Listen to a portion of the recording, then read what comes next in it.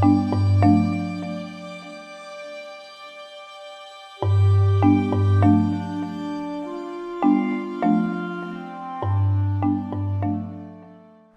morning, everyone. I'm at this beautiful lake today to start the day. I'm in southwestern Montana. This is called Earthquake Lake or Quake Lake. I've seen it written both ways. This lake was formed in August 1959 when a magnitude 7.5 earthquake struck the area, resulting in a landslide, which you can see over at this end of the lake. And there's a visitor center over here now talking about the earthquake and everything. There used to be a campground here. So the Madison River used to flow along through here, all along this way. And there was a campground on the river, right, basically where I am right now, like right here, kind of where these trees are. Some people in their tents were killed when the landslide came down. Other people who were camping here woke up to water in their tents and around their tents as the Madison River backed up and as this lake was formed. All in all, 28 people died in the disaster, and we now have this lake that's 190 feet deep and 5 miles long that was caused by the damming of the river. And we also have this ghostly forest here. They call it the ghost forest, with these dead gray trees kind of emerging from the water here. I'm not too terribly far here from West Yellowstone. It's maybe 15 miles in that direction, and this mountain range here that I'm kind of at the foot of is called the Madison Range. But the bulk of today's adventures are going to be in the next mountain range over to the west, so let's head on over that way.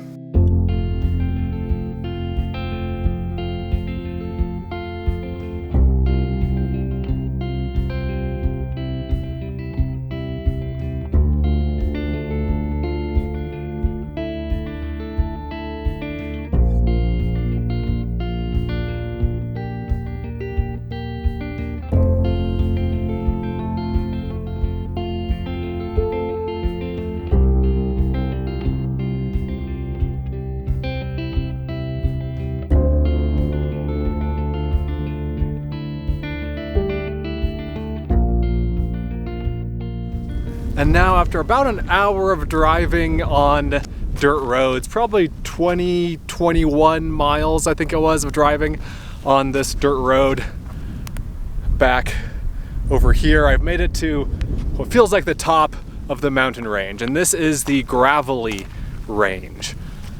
The last mountain range again was the Madison Range, named for James Madison, who was a president of the United States, but at the time it was named in 1805 on the Lewis and Clark expedition by Meriwether Lewis.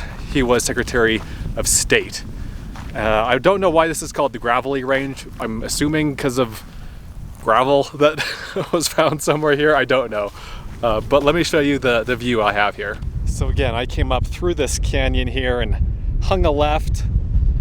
And the main feature up here, and I'm mostly above tree line, there are scattered bunches of trees, but not a whole lot of trees. The main feature is this. This is called Black Butte. It is the highest mountain in the entire mountain range. I'm at about 9,000 feet right now. This mountain is at 10,400 and something. The 20-mile long dirt road started at about 6,000 feet. So I've gone up about 3,000 vertical feet in elevation. Got more peaks of the Gravelly Range over here. Just a really beautiful area. And it's a stark kind of beauty in a place like this. It's not the kind of place where you're like, oh, it's so pretty, let me take out my watercolors and paint this beautiful scene. It's like, let me pull out my large format camera, let me be Ansel Adams, let me take moody black and white pictures of this craggy landscape. That's what I feel like here. Maybe at some points, a month or two ago, this was all green. What's now this brown grass, maybe it was more green. But we're getting a little bit later in the season now, And the bugs are gone, the mosquitoes are gone, which is nice. That's one good thing about being in the mountains in September, which is when I'm filming this. But I do think that we lost some of the green that was up here. Next stop is the top of this mountain, the top of Black Butte. Let me drive another mile or so up the road, get a little bit closer, then I'll strike off and head cross country to the summit. Here's where I'm parking for the hike up, and I apologize for the wind. It's pretty windy, so if there's some audio weirdness, I apologize, like some crackling or something in the microphone. I'm sorry about that. Here's my view of the peak from the start here. And you can see all the cliffs that were over on this side, but we've gone far enough around the back that I think we can go up this relatively easy looking slope right there in about the middle.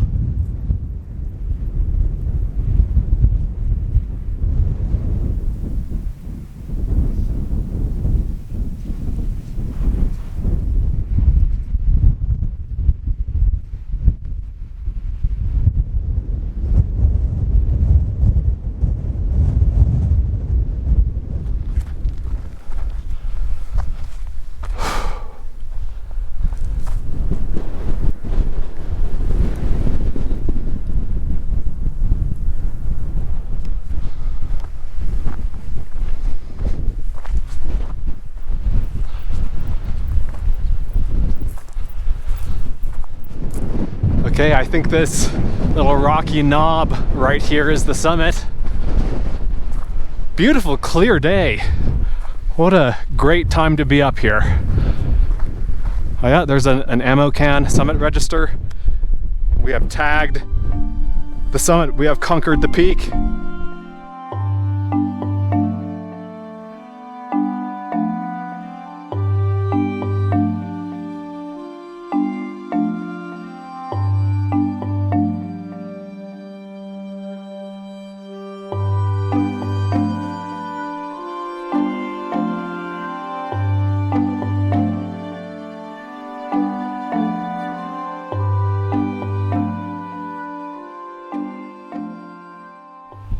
Cowering behind this rock here because the wind is just destroying the audio whenever I'm filming. But let me show you the landscape here. Let me give you a tour. It's a surprisingly clear day today. I was in the area a week ago and it was so smoky from wildfires. But I think the wind and some rain has just cleared everything up nicely. Anyway, this mountain range over here on the east, to the east of me, this is the Madison Range. That's where we were this morning at the southern end of it over here. Quake Lake is over that way. The highest mountain in the range is right here. It's called Hillgard Peak. It's this one on the horizon right in the center, I think. And that mountain was so remote and hard to access that it wasn't climbed until 1948. Then looking to the south here, we've got a little bit of a view of some lakes. I don't know if you can see that, but there's some lakes in this valley over here. That's Red Rock Lakes National Wildlife Refuge. And then let's see if I can find a sheltered spot behind the rocks to show you the mountains to the west here. And then this is looking north. Just a gorgeous, gorgeous place. And then this road, so like I came in through this canyon up to here, and then I'm parked over here. I'm gonna be following this road for like 15 miles along the ridge, like the summit kind of these mountains. That's why I came here. I wanted to drive this road. The crest of the mountains, that's the word that I was looking for. That road follows the crest of the gravelly range for miles and miles above or at tree line here, so should be really neat to go drive that after I get off this mountain. And I've been doing a lot of these high mountain drives this summer, and I wanted to do one in the RAV4 to show you guys that you don't need a Land Cruiser, you don't need a Jeep, you don't need something with crazy clearance and huge tires and four-wheel drive to get high up into some of these mountains. And so far the road, like the road to here, was pretty good. I think a carefully driven sedan even probably could have made it, and any SUV can make it. You want to be sure you have a spare tire and that sort of thing. You want to be prepared because, you know, I'm 20 miles from civilization here, but you don't need a fancy car to get out and enjoy the mountains.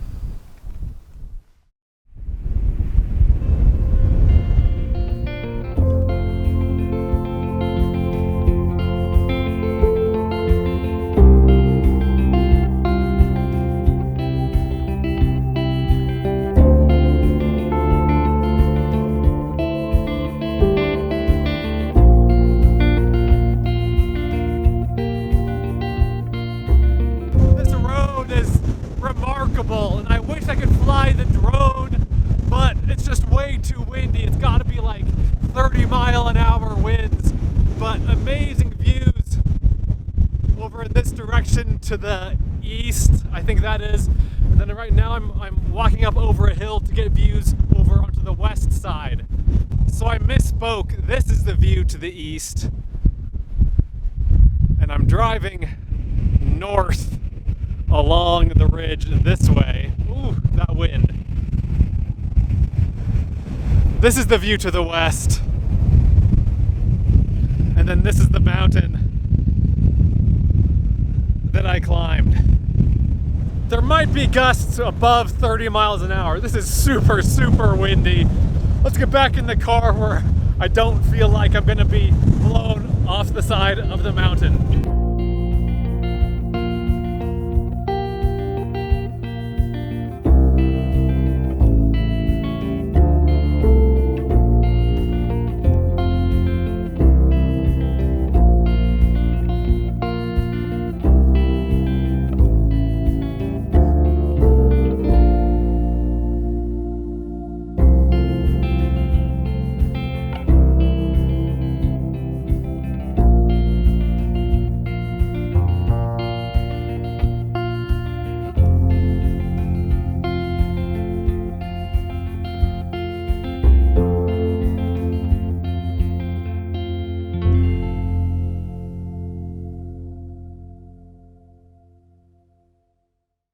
Well guys, that was a really fun drive. Again, I'm a little bit bummed that I wasn't able to get a lot of drone footage up there. That would have been really spectacular, but I hope the beauty of the place, the exposure of the place still came through in those shots that I was able to get.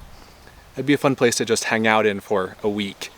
Go set up camp up there and explore all the little side roads and the little canyons and go fish the creeks, the streams running off of the mountain up there. Neat place. I would like to go back and explore more in the future. But I'm now in a place that I've been wanting to visit for years and never really gotten around to because it's not really on the way to anything. I'm in a town called Virginia City. This was the territorial capital of Montana from 1865 to 1875 when Helena became the capital. This was a gold mining town. Gold was discovered here in 1863, and over the years about $2 billion in today's money worth of gold was found here in Virginia City. Unlike a lot of other Montana mining towns, this is not a ghost town. First of all, there are a couple hundred people that still live here. There are houses dotting the hillside. You can probably see some of them behind me here. And also it's a kind of a thriving tourist town. A lot of the buildings have been restored. It's not like an old looking or feeling town necessarily. It kind of reminds me of Tombstone in Arizona. Maybe not quite as developed, as commercialized as that, but kind of in that vein. This is the main drag, the main street in town. We've got a neat old building here. Got a bank and an ice cream shop and post office, candy shop. That's the Mason sign, right? This must have been the old Masonic Hall in town. Neat little place. There's not really a whole lot I wanted to see or do here. Again, it's pretty touristy, but it's an interesting part of Western history and Montana history too, of course. And this area was actually the richest gold strike in Rocky Mountain U.S. history. And so it's worth visiting for that. There's another little town just that way, about a mile and a half, called Nevada City. So this is Virginia City. Then Nevada City is over that way. That one is only open, I think, from Memorial Day to Labor Day. It's after that right now, so can't really go see it. And overall, it's a little bit after 5, so some things have closed down. And I think this late in the season, a lot of the touristy things that you could see or do here are closed. Like there's a little train you can ride. You can get your picture taken in old-timey clothes and things like that. So kind of a fun little family-oriented, I think, tourist town. There's a cat, stray cat running across the street here. It has an interesting history as far as the name goes. So it's called Virginia City, but the guys who originally found gold here and originally wanted to settle the town, they were from the South. Now, 1863, 1864, this is Civil War time, right? And so they named this town, oh, what was it called? Do I have it written down somewhere? Okay, yeah, they named it Varina, or Varina, after Jefferson Davis's wife. So Jefferson Davis was the president of the Confederate States of America. The miners named it Varina or Varina, whatever, in honor of his wife. They were loyal Confederates. But I think the guy who had to approve that was from Connecticut, and so he didn't approve the name Varina. Its name became Virginia City instead. And so yeah, like I was saying, we have a photographic studio here. We've got boots and shoes for sale. We have an inn, a toy shop, a burrito joint. Authentic to 1863, I'm sure. Neat little spot. You come to a place like this and yes, it is touristy, but I mean, it is authentically old. Like, these are old buildings. Each one of them has a little historical marker, historic building plaque on it. You can read about each one if you want. You could spend a full day here learning about each little building. But I'm not going to do that. Like, look at this. This is so just like cobbled together, this old building here. Kind of neat. There is a candy shop that's open here, so let's go inside and see what kinds of goodies we can find.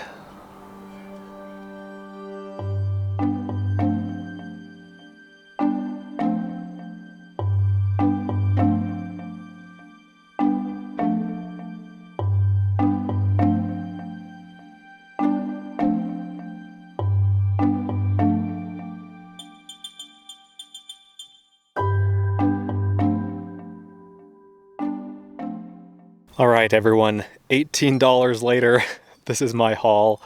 Really neat little candy store. Some of these I got to try for me because I've never heard of them before, like Coconut Long Boys Juniors. Like, what is a coconut long boy? I have no idea. Or a Mary Jane. Interesting. Never heard of that. My wife really likes honey, and so I got a couple of honey things, like liquid honey filled drops, milk and honey filled drops. I think we'll save these for her. This thing, Smarties Squeeze Candy, sounds terrible, and so I had to try it. I can't imagine how this would be any good, but we're gonna give it a shot here.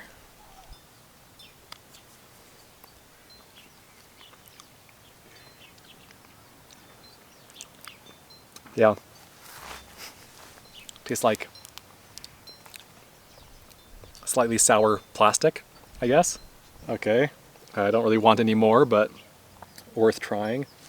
These were marked as being very, very spicy taffies.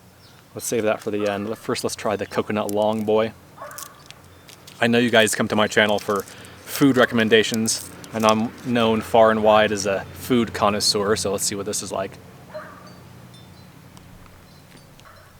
It's just like a, that's nice. It's like a caramel sort of thing with a coconut flavor to it. The Mary Jane.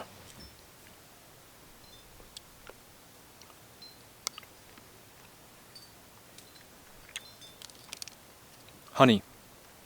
It's like a bit of honey. That's what that tastes like. And then these are just regular Swedish fish. These are gummy bears, but they're licorice gummy bears. These are for my mom. She likes licorice. Let's try one of these extremely spicy taffies.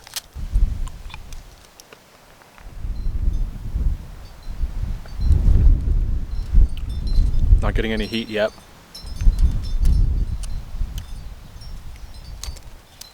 I feel like I've been lied to. It's always fun to try new things, right? I'm gonna toss these all back in the bag. I don't really want any more tonight. And then we'll hit the road. I've got to go find a campsite. It's 5:30. There's about 2 hours of daylight left. Tomorrow, the stuff that I want to do tomorrow is like 4 hours north of here. So I'm gonna drive a couple hours here and then try to find a campsite somewhere in some national forest. Welcome to camp. Neat little spot in the boulders, among the boulders here. Feels good to be at camp here. Feels good to be in the mountains. Feels good to be here in southwestern Montana. I'm not too far from Butte, and so I'm still in southwestern Montana. In the morning, I'm heading to what I would consider northwestern Montana. Two very different feeling areas. This still feels like the Mountain West. This kind of feels like Wyoming, Utah, Idaho. You get into northwestern Montana and you're getting into the Pacific Northwest kind of feel. So very interesting. A lot has been going on behind the scenes the last week. So in the previous travel video that you guys saw, I was in the crazy mountains and it was really smoky and everything. That was a week ago. The day after that, I tried to go to, maybe it wasn't the day, maybe it was 2 days after, I tried to go to Glacier National Park for a variety of uninteresting reasons that didn't work out. Basically bad weather, and I had some car issues, so I had to go back home to get those fixed. And then today, as I was climbing up Black Butte, as I was climbing up that mountain,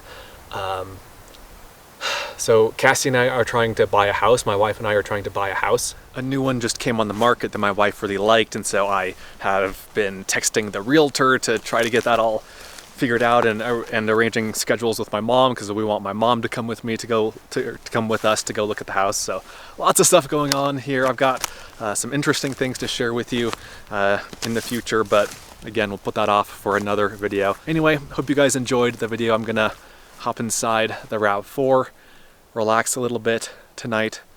Thanks for watching. I had a really good time today. Beautiful mountain range. I wish the weather had been a little bit more cooperative. That wind was just brutal, but still a really, really pretty place, and I'm excited to spend more time there in the future. Let me know what you think. Let me know what your favorite part was. Let me know if you have any questions. I'll see you in the next one. Be sure to check out Adventure Know-How, my new site, where you can gain access to a map of all of my free campsites, plus monthly bonus videos that you won't find anywhere else. Learn more at adventureknowhow.com. And for links to everything else SUV RVing related, visit suvrving.com. Links to these sites and more will be in the video description.